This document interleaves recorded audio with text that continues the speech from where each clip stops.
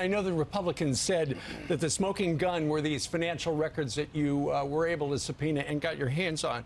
They show that some of the president's relatives were paid more than $10 million from foreign sources between 2015 and 2017. And your party, the Republican investigators, say that that's proof of influence peddling by Hunter and James. But that's just your suggestion. You don't actually have any facts to that point. You've got some circumstantial evidence. And the other thing is, of all those names, the one person who didn't profit is there's no evidence that Joe Biden did anything illegally.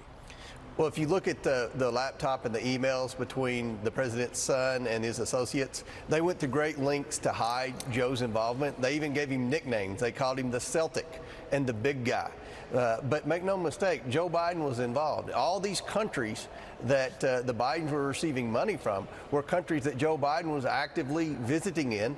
Many of these countries were receiving foreign aid that Joe Biden volunteered with the Obama administration to be in charge of. We look now at the Biden presidency. Many of the decisions he's made with respect to China that I would argue put China first and America last would leave most Americans scratching their head. Why would any president do this? So we know that the complexity of the way the Bidens set these shell companies up were made to try to disguise not only the money they were receiving, but also Joe's involvement. So we're at the very beginning stages of this, but in talking with the informants that we have, some of the former Biden associates that nobody's heard from yet, we know that Joe Biden was actively involved, and we're still looking for more bank records that we believe will implicate Joe Biden's active participation in this at the end of the day. You set up 20 different